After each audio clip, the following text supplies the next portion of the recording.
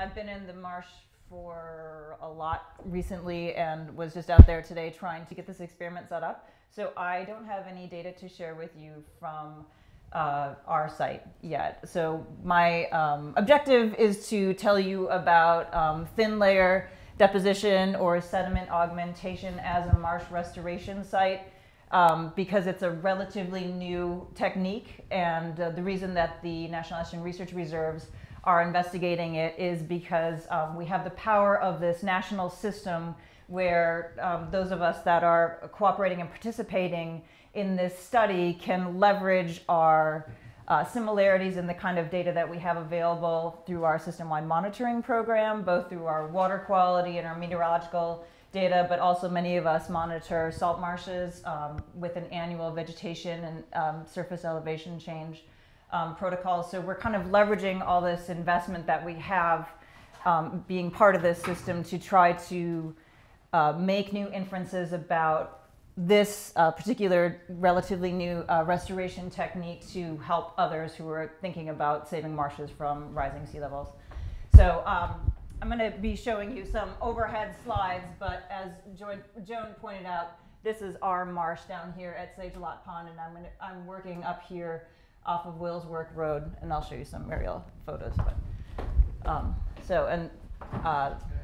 that's me walking in the marsh a couple days ago. Okay, so just to step back a little bit and think about, we know that sea levels are rising, or hopefully you accept that kind of science.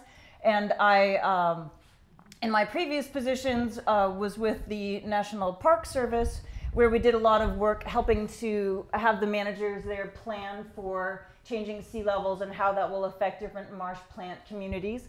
And this is some maps from a publication that my colleague and I did there. And then in the job after that, right before coming here, I worked for the North Atlantic Landscape Conservation Cooperative under some Hurricane Sandy funding, where they try to do landscape scale conservation, and they used the opportunity of the Hurricane Sandy resilience funds that were passed by Congress to do a lot of wide scale coastal resilience science to support better land management for our threatened coastal wetlands and other ecosystems.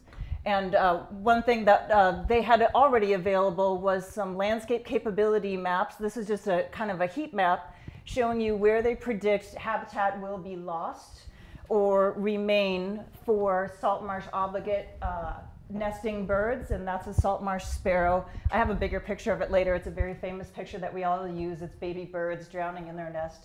They aren't able to fledge before the tide is flooding them now with sea level rise. So they have evolved over the course of centuries to nest in only the high marsh vegetation where they're less susceptible to a lot of different types of predators. But now with the water levels rising faster, the birds aren't able to fledge in the 28 days that they need typically to grow enough feathers to be able to fly. So that's a kind of like bringing the whole picture home for why we care about sea level rise, especially through the U.S. Fish and Wildlife Service, because we think that this species and several other species will be listed as endangered soon due to sea level rise in marshes.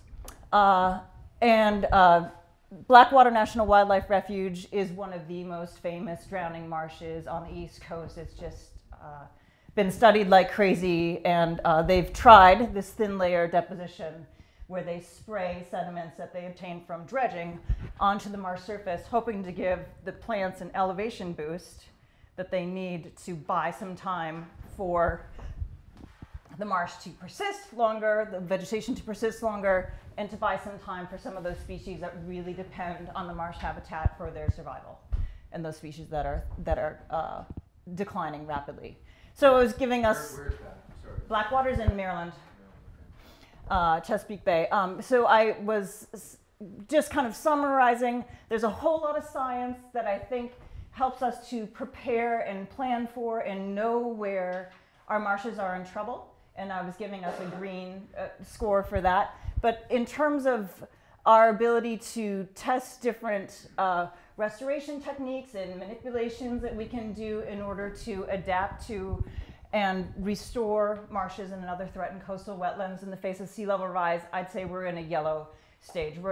this restoration of marshes is sort of a nascent area, and we're working hard on it to try to, because we have the clock ticking out there with the water coming up higher, where we really need to devote some energy into understanding what we can do to buy time for vulnerable species and to protect our wetlands, because most of us know salt marshes are so important for protecting us from storm surge.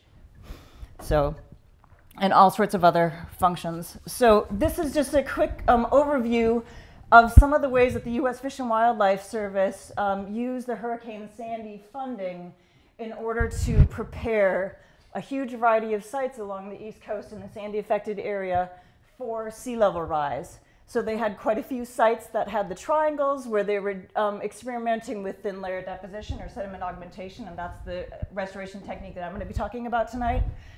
They're also working with different methods of living shorelines to try to buffer eroding edges from storm surge and from increased wave impacts.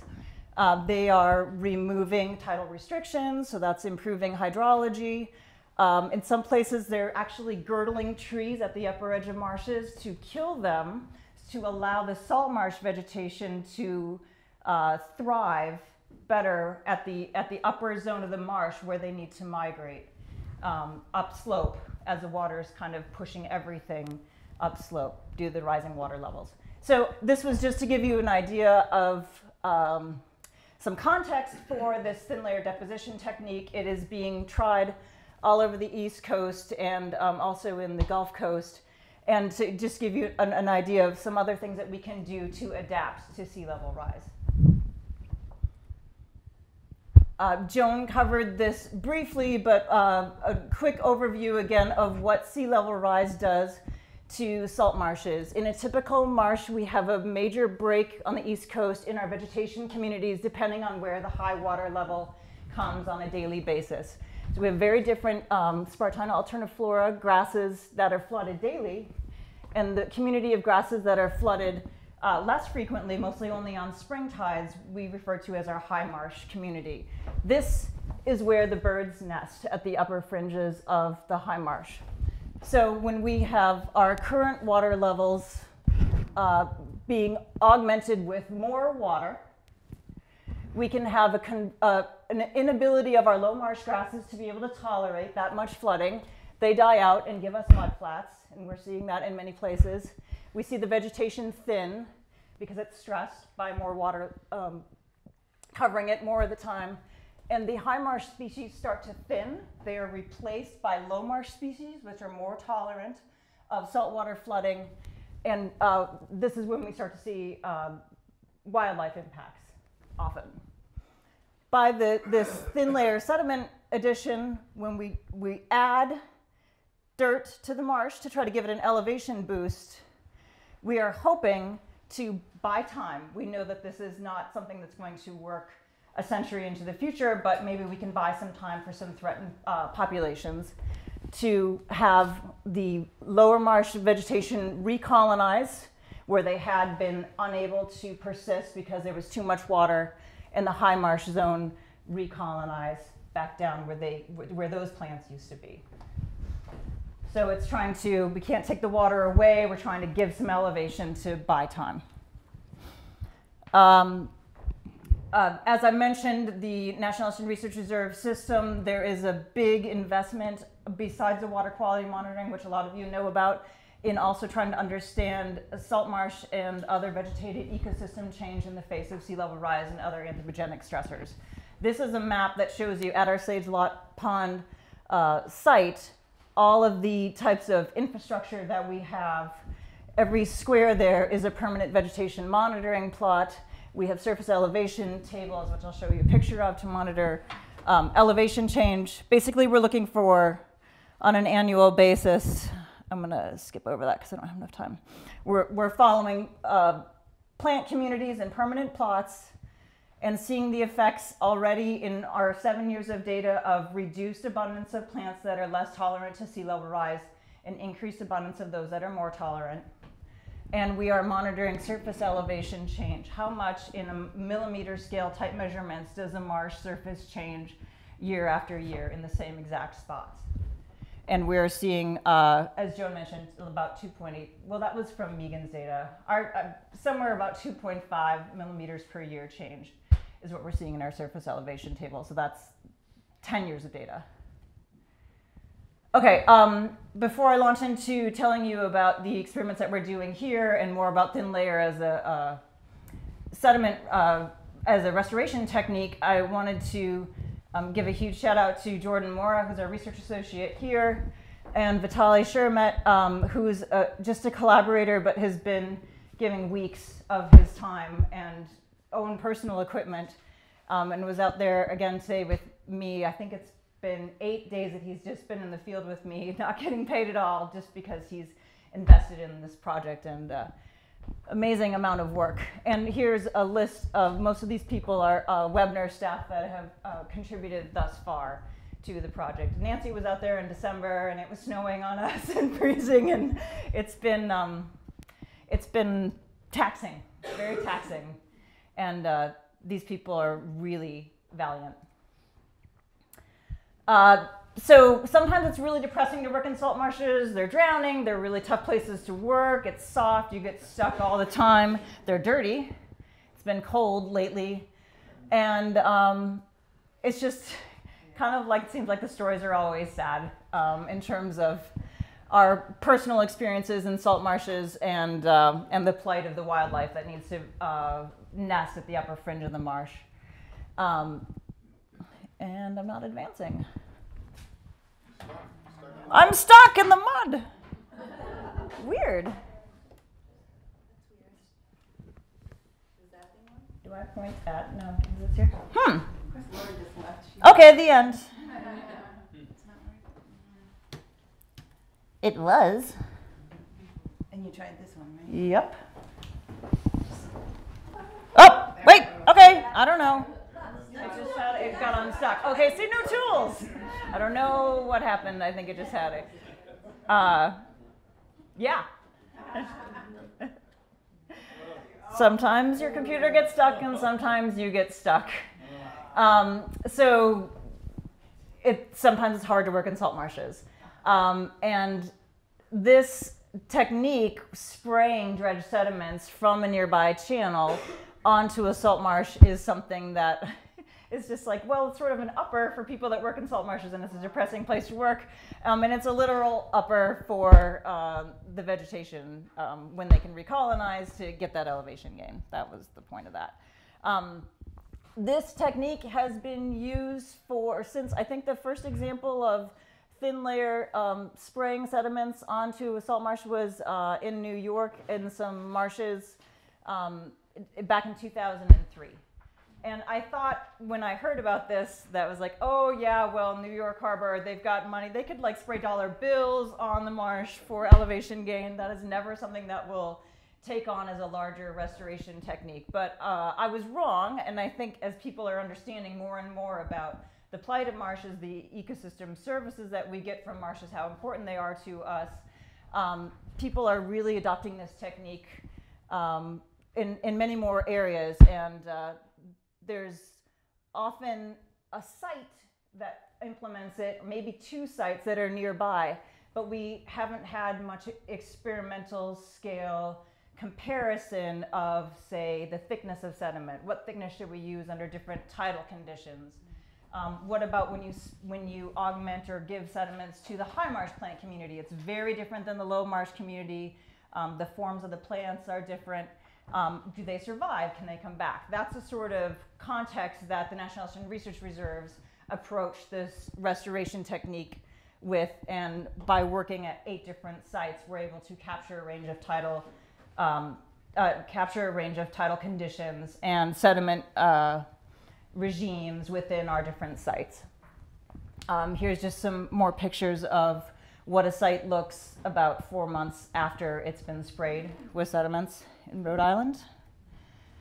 And sometimes they use bulldozers to spread the sediment out and to get it into a thin, quote unquote, layer. I don't use that term thin layer very much because I don't know what thin layer means. I'm trying to adopt the sediment augmentation or giving elevation boost kind of context.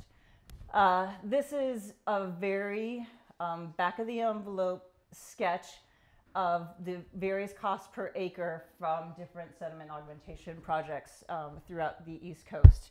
And the average minimum 5,000. And I don't remember the average, sorry. Okay, so I've got the max and the min there. Obviously, the costs are highly dependent on how far away the sediment comes from, what kind of environment you're working in. As I said, like New York is one of the most expensive. Well, you know, maybe they did shred up dollar bills. I don't know. We have been hearing from managers that have tried this, that sediment containment, they're using core logs. When they're spraying the sediments onto the marsh is a major issue, and that they wish they had understood how the particular water is draining off of the marsh so that they could make sure that they weren't losing a lot of sediment off of the marsh surface as they're spraying it on. So these are the types of management considerations that we were taking under consideration when we were thinking about designing this project for the National Ocean Research Reserves to tackle. Christine Wasson, who's here, is a research coordinator in Elkhorn Slough. She's one of the marshes that's not doing very well in your handout here. She and Kenny Raposa, who's a research coordinator, and Narragansett, the other terribly scoring marsh in this index, came up with this idea that all these these sites would sign up to this grant opportunity through the National Ocean Research Reserves to experimentally examine sediment augmentation. There they are, sorry.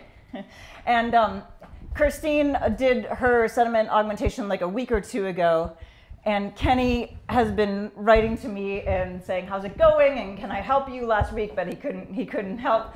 And so yesterday he emailed me and said, I'm going to try it tomorrow.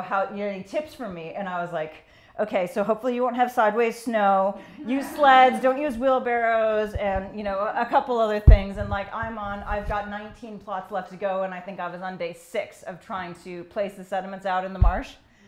I got an email from him today, and he finished today in one day. So the right equipment, and I don't know, I think they had everything good to go. Is pretty amazing. That's Kenny doing the millimeter change surface elevation monitoring in those permanent plots, where he's getting a picture of how much their marsh surface is going up or down through time. I'm going to skip that. So the objective of the grant proposal that funded this work was to have eight of the participating sites do exactly the same methodology and work in 2 different zones of the marsh. In the low marsh, where the tall grasses are, where a lot of people have done the sediment additions. And also to work in the high marsh, where, as far as I know, only one site has done, on an experimental scale, some spraying of sediments in the high marsh. We really wanted to see what effect does throwing sediment on those different plant communities in the high marsh have, and how does that differ from the low marsh? And then we heard from managers that they wanted to know, how does just adding, we're doing 7 centimeters of sediment, affect plant recolonization and growth versus thicker. Our thicker is 14 centimeters of sediment. So these are the major things that we're investigating in this project.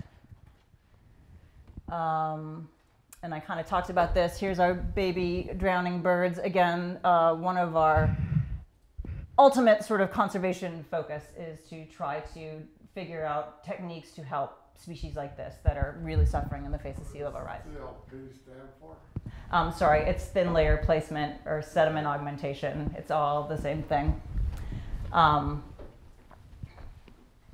Okay, so again, those baby birds that nest in the high marsh community, we're trying to see if we can add sediments in the high marsh and if they'll be effective at getting the vegetation to recolonize to try to help species like those that are drowning.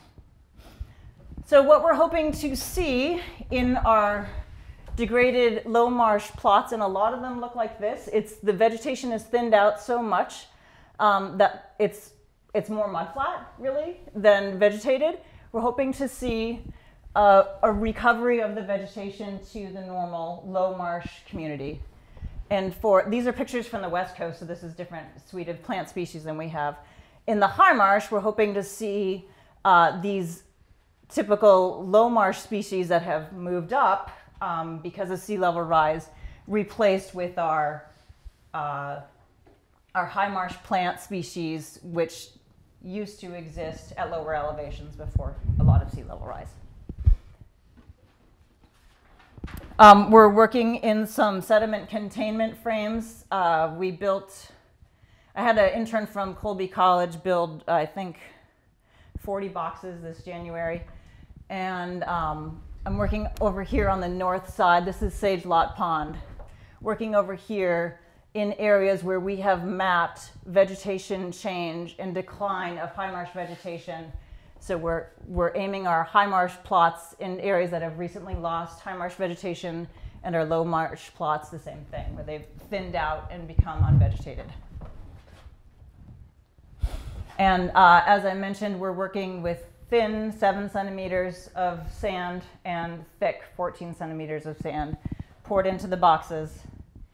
And we will watch how plant species recolonize these boxes.